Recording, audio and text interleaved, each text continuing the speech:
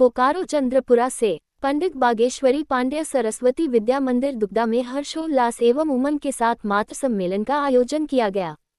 कार्यक्रम का शुभारंभ मुख्य अतिथि नकुल कुमार शर्मा, प्रदेश सह सचिव विद्या विकास समिति झारखंड धनबाद विभाग प्रमुख विवेक नयन पांड्य, विद्यालय के अध्यक्ष सह जिप सदस्य संतोष कुमार पांड्य, बोकारो जिला परिषद अध्यक्ष श्रीमती सुनीता देवी, सचिव ऋषिकांत तिवारी एवं प्रधानाचार्य श्री रामाकांत राणा के द्वारा संयुक्त रूप से दीप प्रज्वलन एवं पुष्पार्चन से किया गया। मातृ सम्मेलन की विशिष्ट अतिथि बोकारो जिला परिषद अध्यक्ष श्रीमती सुनीता देवी ने कहा कि मां के अनेकों रूप हैं, जिनमें मां का रूप सर्वोपरि है। मां बच्चे की पहली गुरु होती है। उन्होंने विद्यालय की उपलब्धता के विषय में कहा कि यह विद्यालय भैया बहनों में शिष्टाचार, संस्कार और सदाचार देकर एक सशक्त राष्ट्र का निर्माण का प्रयास करता है। जिला परिषद सदस्य श्रीमती नीतू सिंह ने कहा कि वास्तव में मौ शब्द अनमोल है। मौ समाज का निर्माण करती है। उन्होंने स्त्री शिक्षा पर विशेष बल देने को कहा। मुख्य अतिथि नकुल कुमार शर्मा ने कहा कि आज के इस कार्यक्रम में उपस्थित सभी माताएं जागरूक माता है। मौ अपने बच्चों की प्रथम गुरु होती है। आप उनकी भाषा समझते हैं।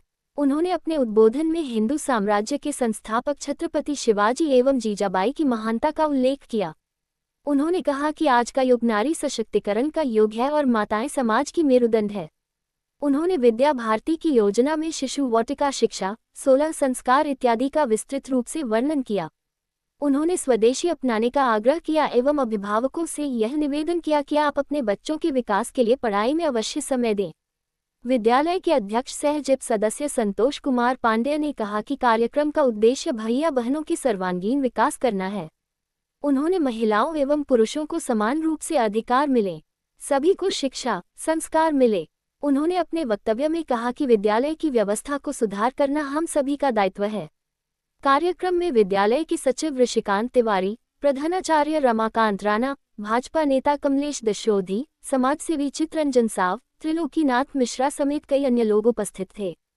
इस कार्यक्रम में बहनों के द्वारा स्वागत गीत, संस्कृत गीत, नृत्य, पहाड़ा गीत की मनमोहक प्रस्तुति आचार्य विश्वनाथ दुबे एवं सुश्री कृष्णा कुमारी के मार्गदर्शन में किया गया। कार्यक्रम का मंच संचालन डॉक्टर प्रियंका शर्मा एवं श्रीमती दीपा पाठक जी ने किया। मुख्य अतिथि महोदय, धनबाद के विभाग प्रमुख जी, अध्यक्ष महोदय, सचिव महोदय, प्रधानाचार्य जी, आचार्य जी, दीदी जी, उपस्थित माताएं बहनें को बड़ी हर्ष की बात है कि हम सभी मातृ सम्मेलन को निमंत्रण यहाँ उपस्थित है। एक बच्चों के लिए माँ का ही उसका प्रथम गुरु होते हैं और बच्चों प्रथम गुरु होते हैं। बच्चा का शिक्षा पहले माँ देती है, पहली गुरु तो माँ होती है। उसके बाद स्कूल में धीरे धीरे सिखाया जाता है और जीवन में मूल्य सिखा। महिलाएं समाज अनेक रूप होते हैं। महिला हमारे अनेक रूप होते हैं। काली, दुर्गा, महिला का कोई रूप हो सकते हैं। महिला एक मातृ है। महिला बहुत महिला का अनेक रूप। कहा जाता है कि माँ अपने बच्चों के प्रथम गुरु है। आप अपने बच्चों की भाषा को समझते हैं। जब आपने इन बच्चों को जन्म दिया है तो आप जन्म में कितना कष्ट झेले और झेलने के बाद इन बच्चों को अपने गोद में बैठाकर अपने आंखों के सामने इसका पालन पोषण किया। ये बच्चे जब बोलते हैं, जब ये बच्चे चलते हैं तो आप बहुत खुश होते हैं और अपने देश का इतिहास इससे जुड़ा हुआ है। आप भी उसी माँ जीजाबाई हैं। आप सोच सकते हैं कि कैसे बालक को जन्म देना है। विद्या भारती योजना के तहत हम शिशु वाटिका योजना चलाते हैं, जिसको भारत सरकार ने स्वीकार किया। हम क्रिया आधारित शिक्षा देते हैं और हमारे गुजरात में प्रयोग हो चुका है। हम भी झारखंड में प्रयोग शुरू किए हुए। प्रयोग का पहला भाग है नव दंपति, नए युवक युवती जब विवाह सूत्र में बंधती है तो उस समय का पहला प्रशिक्षण होता है कि पति पत्नी का प्रशिक्षण, हम कैसे बालक को जन्म देना चाहते हैं। एपीजे अब्दुल कलाम बनाना चाहते हैं कि एक आतंकवादी बनाना चाहते हैं। उस समय जब बालक की कल्पना आगे बढ़ती है तो हिंदू संस्कार है 16 संस्कार, गोद भराई का संस्कार, हम गोद भराई का संस्कार भी बताते हैं। और ये 16 संस्कार हमारे बालक को तेजस्वी बनाता है। इस प्रकार से आगे बढ़ते हुए बालक का जो हम प्रथम आहार देते, अन्नप्राशन, ये संस्कार बताते हैं। और साथ ही इन बालक को प्रथम लेखन करना, क्या लिखे, ये बातें करके हम सोचते हैं। हे हमारी माताएं, हे हमारी बहनें, आप संकल्प कीजिए कि आज समय इन बालकों का निर्माण का है।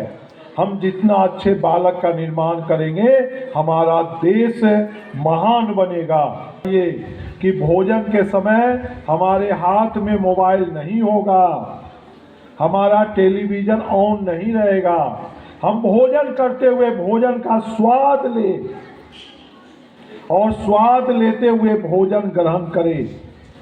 आज का भोजन कैसा बना, वार्ता करें। और भोजन में क्या एनर्जी चाहिए, कौन से पौष्टिक चाहिए। स्वदेशी भोजन, इसलिए किसी ने कहा जैसा अन्न वैसा मन। आप जैसा भोजन करेंगे हमारे बालक बालिका वैसा भोजन करेगा, उनका मन वैसा तैयार होगा। स्वदेशी भोजन करना पूर्वक करना चाहता हूँ कि निसंकोच हमको काम है स्कूल को आगे बढ़ाना, हमारा काम है अच्छा शिक्षा देना, हमारा काम है कि हमारे अभिभावकों के द्वारा कोई शिकायत स्कूल के प्रति ना आवे। ये जिम्मेवारी है और इस जिम्मेवारी को निभाने के लिए हम संकल्प करते हैं। तो इस तरह का जिम्मेवारी हम लोग करते हैं, लेकिन कहीं भूल चूक कहीं होती है। हमारे बहुत बड़े ये संस्था है, हर आदमी को अलग अलग जिम्मेवारी है। इस जिम्मेवारी को हम सबके मन को तो नहीं भाग सकते हैं जब तक आपके मन से नहीं आता। इसलिए मैं आग्रह पूर्वक करना चाहता हूँ, मेरा मोबाइल नंबर भी यहाँ लिखा हुआ है अध्यक्ष के रूप में। आप कभी माताओं अभिभावकों को स्कूल से कोई शिकायत, कई आचार्य से कहीं से कोई शिकायत हो तो आप पहले स्कूल के प्रधानाचार्य जी को बोले, और वहां से आपका निराकरण नहीं होती है तो सीधे आप अध्यक्ष को बोले। मैं पूर्ण विश्वास करता हूं कि आपकी सारी शिकायत को दूर करने के लिए हम तत्पर हैं।